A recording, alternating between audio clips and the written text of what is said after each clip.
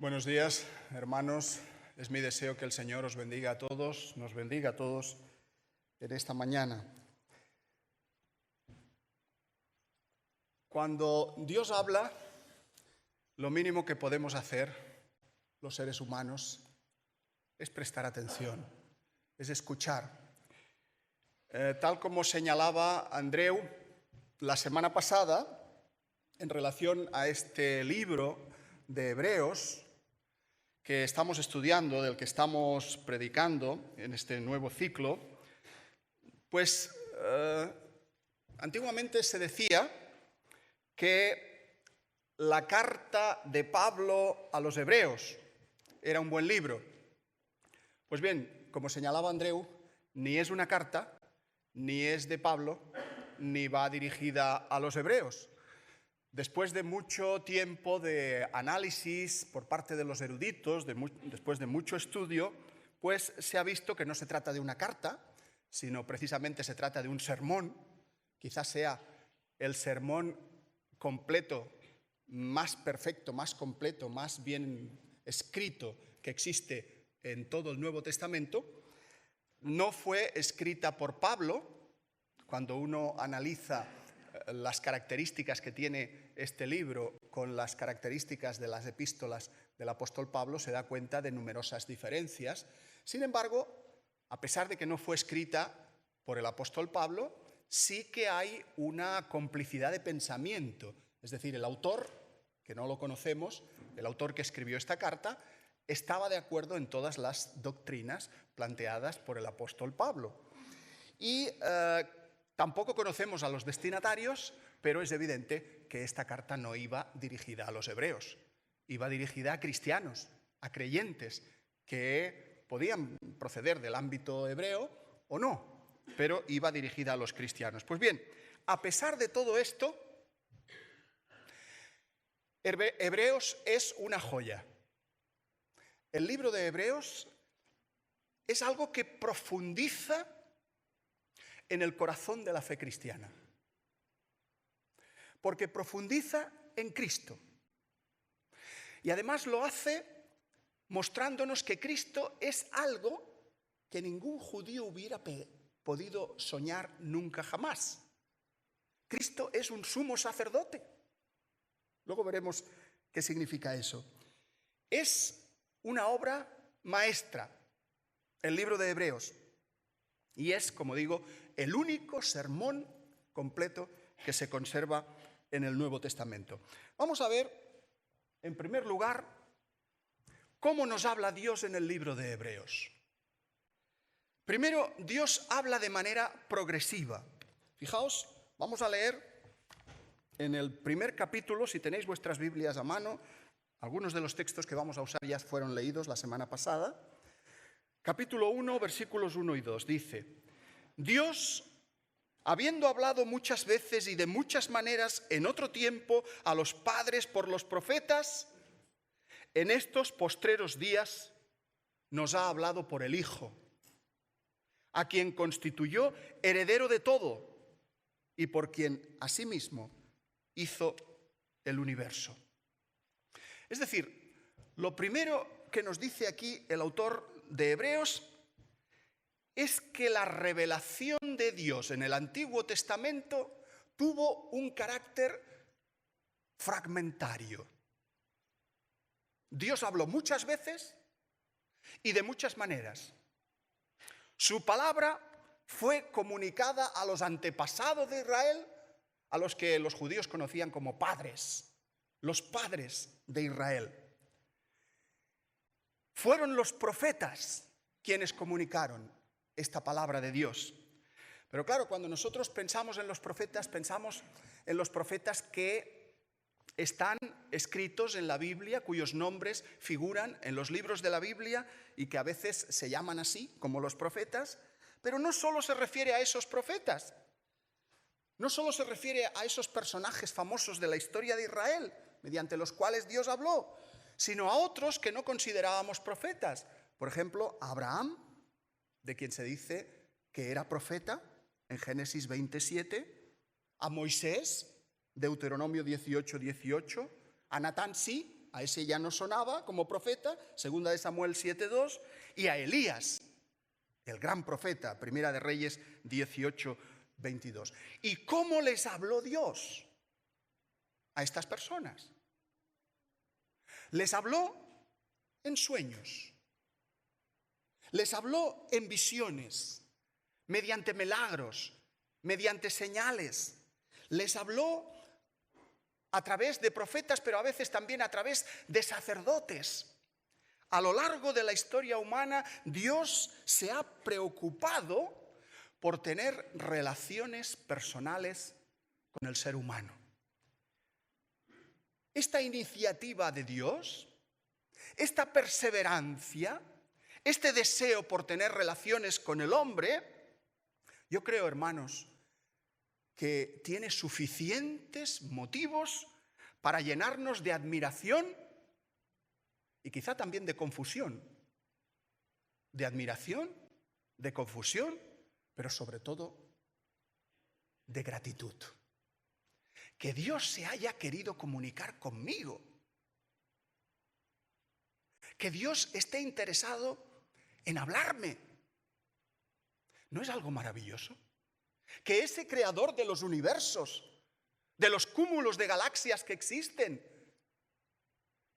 quiera hablarme a mí.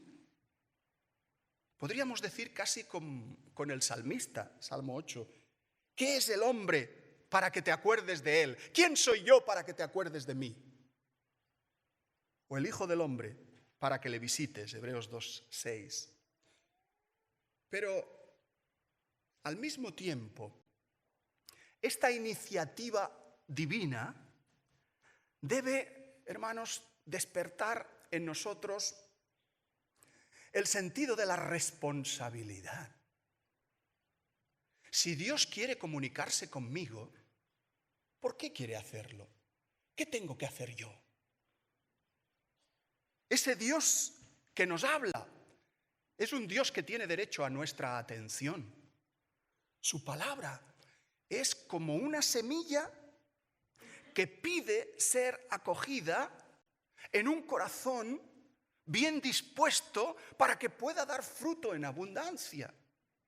De ahí la pertinencia del título de este mensaje. Cuando Dios nos habla, debemos escucharle. Si el creador del universo se ha querido comunicar con el ser humano, este como mínimo debería escuchar su mensaje. Y fijaos que aunque Dios hablara en el pasado de manera fragmentaria, Dios hoy nos habla de otra manera.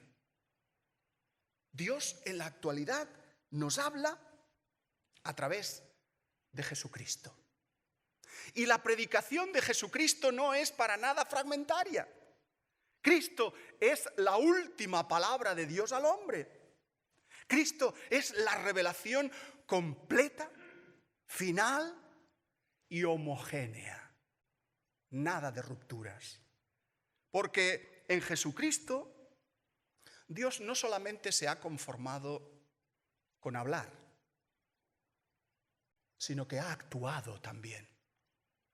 Ha intervenido activamente en nuestra historia. Por tanto, la palabra de Dios va íntimamente ligada a la acción. Y la acción de Dios es su victoria sobre el pecado, su victoria sobre el mal, sobre la muerte. Una victoria que se obtuvo por medio de la pasión de su Hijo Jesucristo. Y es en Cristo donde Dios nos habla y es en Cristo donde Dios nos salva.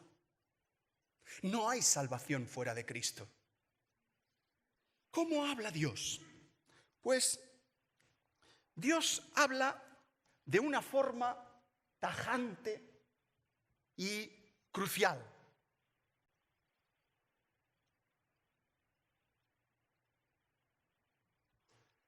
El autor de Hebreos pasa aquí de la exposición a la exhortación. Después de explicar cómo fue la revelación de Dios en el pasado, pasa a advertirnos de un peligro importantísimo desde la perspectiva de Dios. El peligro de la apostasía. El peligro de abandonar la fe. El peligro de dejar de creer. Fijaos, Hebreos capítulo 2 dice: por tanto, es necesario que con más diligencia atendamos las cosas que hemos oído, no sea que nos deslicemos. Ya comentó muy bien Andreu la semana pasada que los destinatarios de Hebreos eran cristianos de segunda generación. Sus padres se habían convertido, ellos eran hijos de cristianos.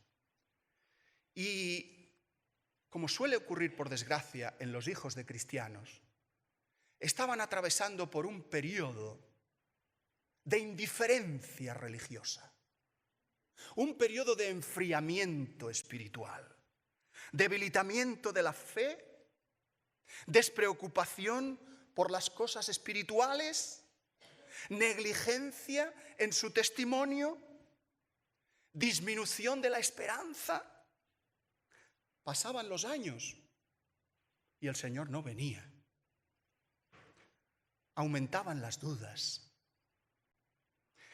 Se enfriaba aquello que llamamos el primer amor. Se enfriaba el fervor religioso. Y nacía el miedo, el pánico a los sufrimientos que se vislumbraban en el horizonte. ¿Os suena todo esto? ¿Se da hoy algo parecido? De ahí la pertinencia de estas palabras. De ahí la necesidad de estudiar el libro de Hebreos. Ante semejante mensaje en relación al peligro de la apostasía, lo que nos está diciendo aquí el autor de Hebreos es algo así. Si en el Antiguo Testamento a cualquier persona que transgredía la ley, que no cumplía la ley de Dios, la ley dada por Moisés, a esa persona se le castigaba, a esa persona le seguía un castigo estricto y justo. ¿Qué pasa con los que se olvidan hoy de Cristo? ¿Qué pasa con las transgresiones, las infidelidades? El darle la espalda hoy a Jesucristo. ¿Es que eso no se va a castigar? ¿Es que eso no va a tener consecuencias terribles para las personas que caigan en esa apostasía? Y aquí Hebreos usa una palabra muy interesante: deslizarse. No sea que nos deslicemos. Deslicemos tiene muchos significados, pero uno de los más profundos es el sentido marinero, el sentido marinero de la palabra. Por ejemplo, se puede decir de un barco que se ha pasado de largo el puerto donde tenía que atracar, o por descuido, o porque el marinero no contaba con ese fuerte viento, o porque la marea es tan fuerte, la corriente es muy fuerte, o porque se ha roto el timón de la nave. Y en este sentido, lo que se nos dice aquí es que debemos tener cuidado, los cristianos, los creyentes, de anclar bien nuestras vidas a lo que se nos ha enseñado, a la palabra de Dios. No sea que el barco de nuestra vida se pase el puerto, se vaya a la deriva y acabemos naufragando. Los creyentes indiferentes, hermanos, son como un barco que va a la deriva, que va irremediablemente hacia su propia destrucción, porque el marinero, el que tiene el control de la nave, se ha dormido, está dormitando.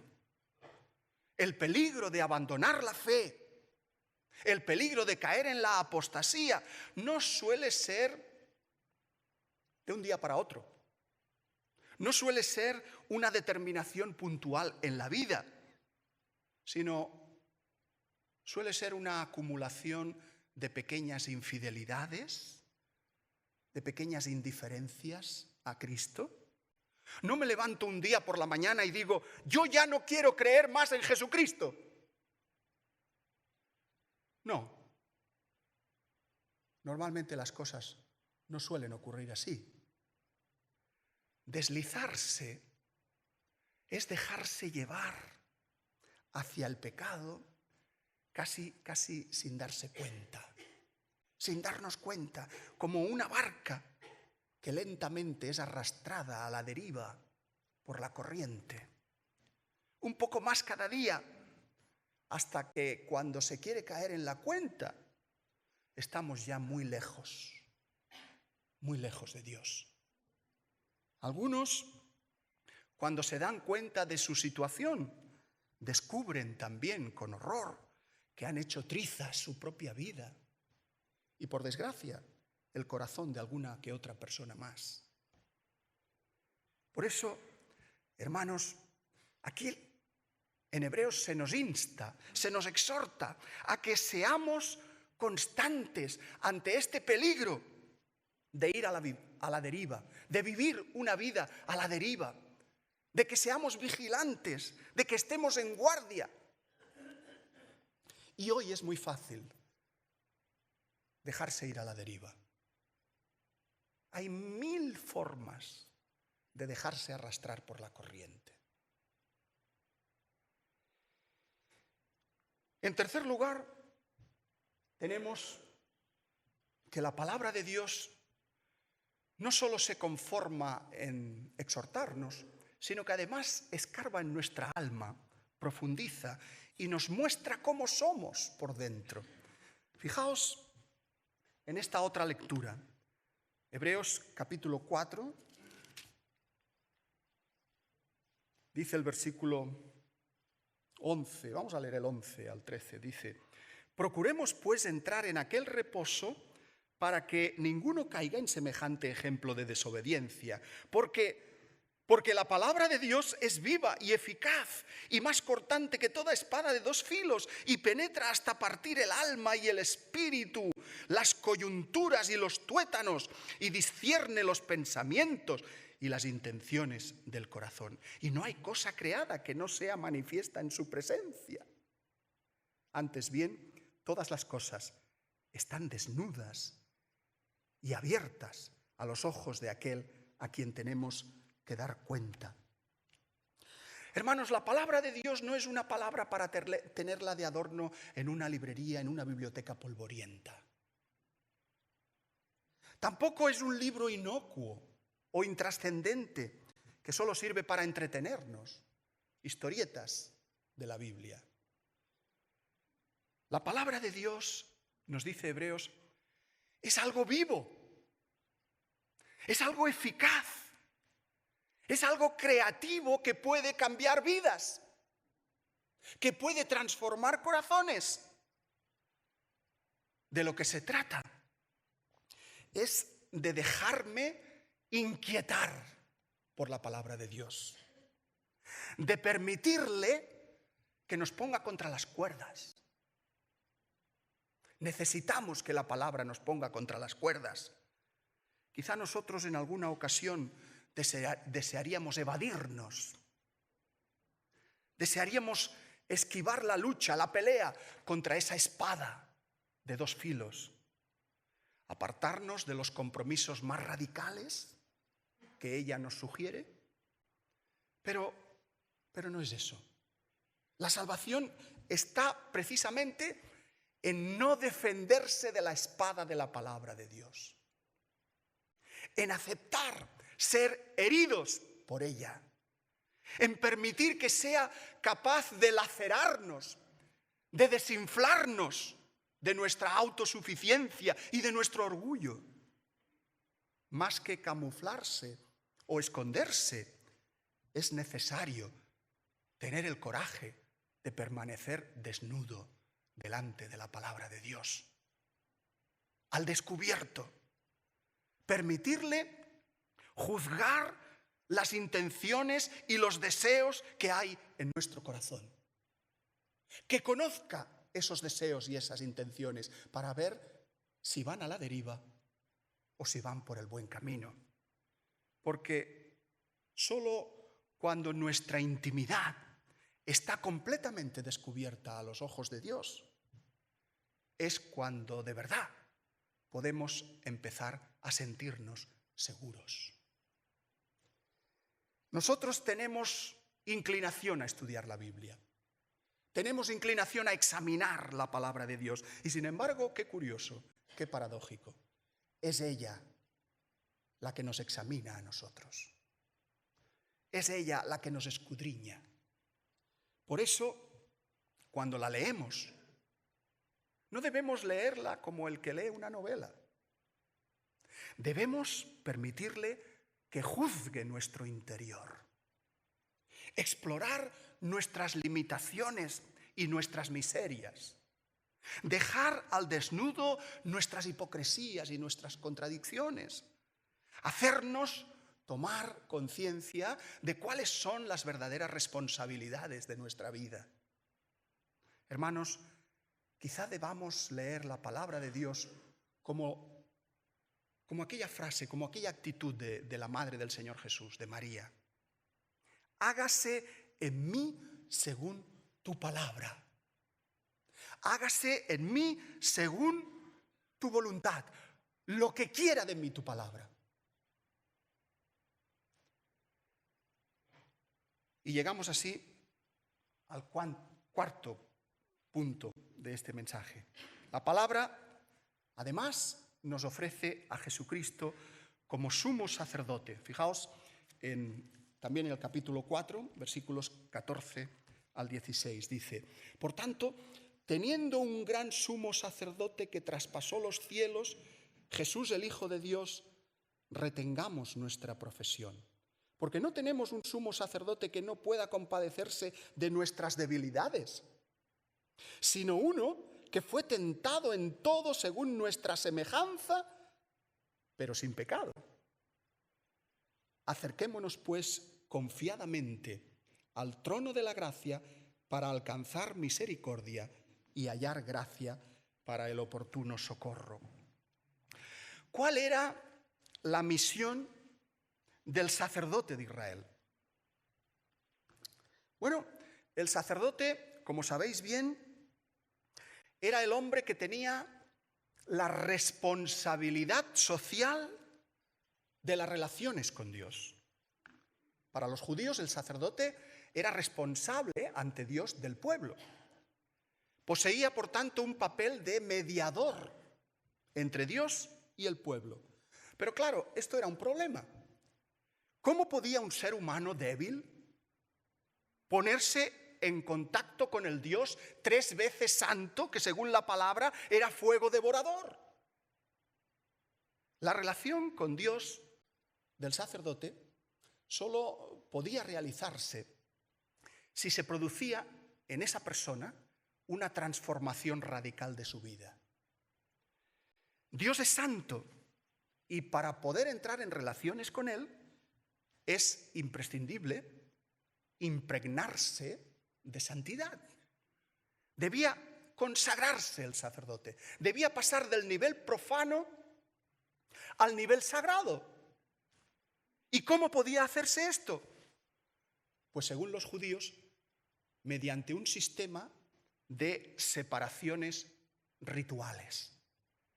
El pueblo no tiene la santidad necesaria para acercarse a Dios. Si lo hiciera, moriría. Por consiguiente, ¿qué hacer? Se pone aparte una tribu. Y esta tribu se la consagra al servicio de Dios. Y en esa tribu se pone aparte una familia. De esa familia se elige al sacerdote. Y así el sacerdote será separado del mundo terreno para dedicarse al mundo sagrado. Dios no se encuentra tampoco en cualquier sitio, sino solo en el lugar santo. Y dentro del santo, en el santísimo, que es el espacio reservado al culto y prohibido al público. solo podía entrar el sumo sacerdote una vez al año. Para entrar ahí, el sacerdote tiene que acomodarse a un ritual.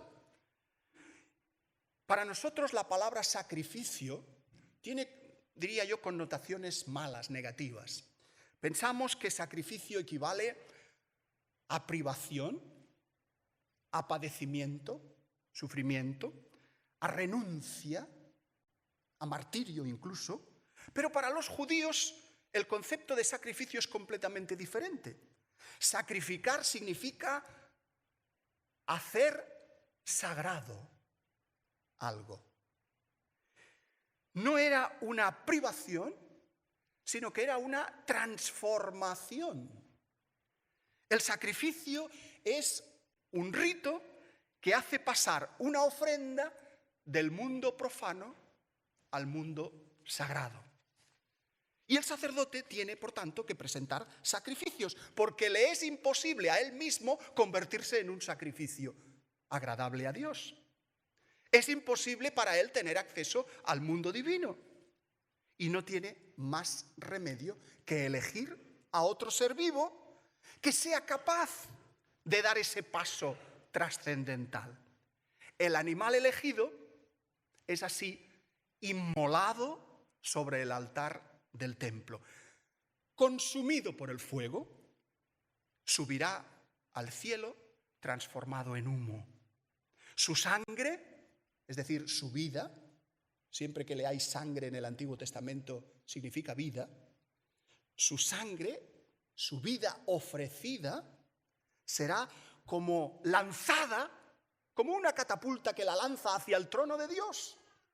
De esta manera, si el sacrificio es digno de Dios, el pueblo obtendrá las bendiciones oportunas, el perdón de las faltas, el fin de las calamidades que padecía, etcétera, etcétera. Ahora bien, esta era la idea del sacerdote que tenían los judíos. Pero, ¿encaja Jesús en esta idea del sacerdocio? Desde luego que no. Para nada. Jesús no pertenecía a una familia de sacerdotes, ni mucho menos de sumos sacerdotes. Ni siquiera Jesús pertenecía a la tribu de Leví, que era la tribu escogida para el culto, como sabéis. Jesús, en vez de separarse de los hombres y de las mujeres, lo que hace es acoger al prójimo, juntarse con ellos, con los pecadores, con los más ruines. En lugar de multiplicar las barreras para ser elitista, para separarse del mundo y consagrarse a Dios, Jesucristo elimina todas las barreras entre las personas. La muerte de Jesús no fue tampoco un sacrificio en el sentido de los sacrificios judíos. La muerte de Jesús no tuvo lugar en el templo, ni tuvo nada que ver con una ceremonia litúrgica, religiosa. Más bien fue todo lo contrario. La ejecución de un condenado mediante la crucifixión, es decir, el peor de los castigos que se conocía en aquella época.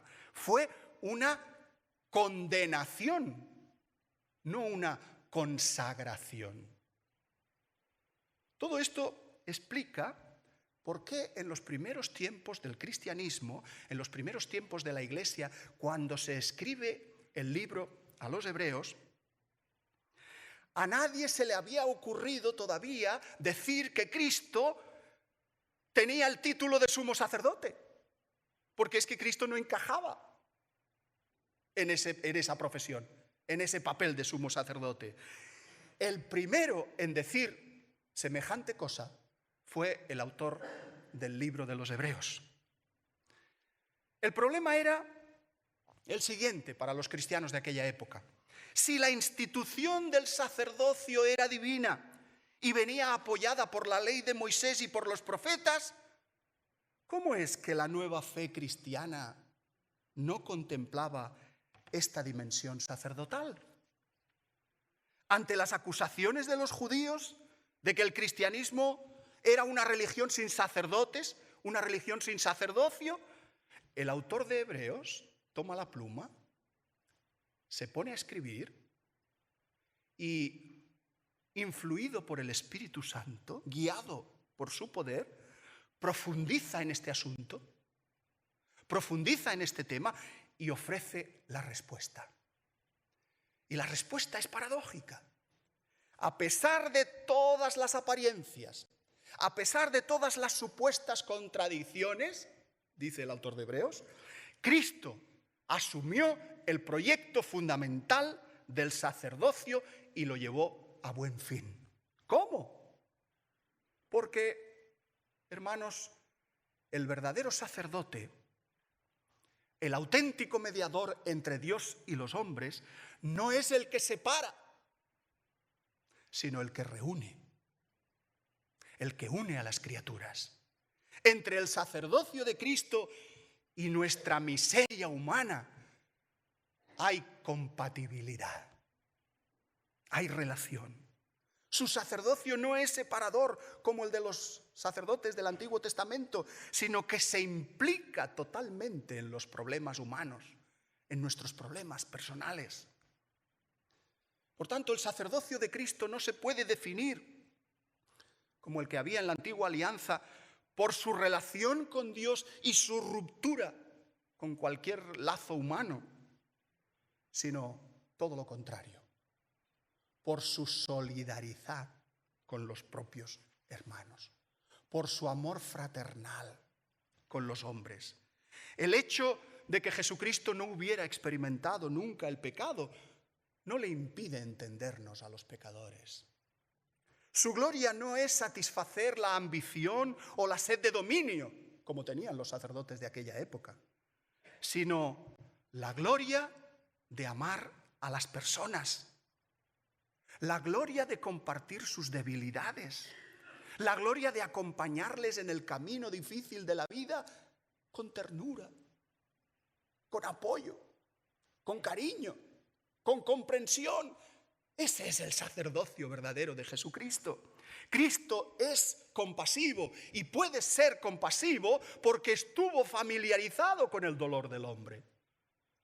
Porque para estar en disposición de compadecer hay que haber padecido.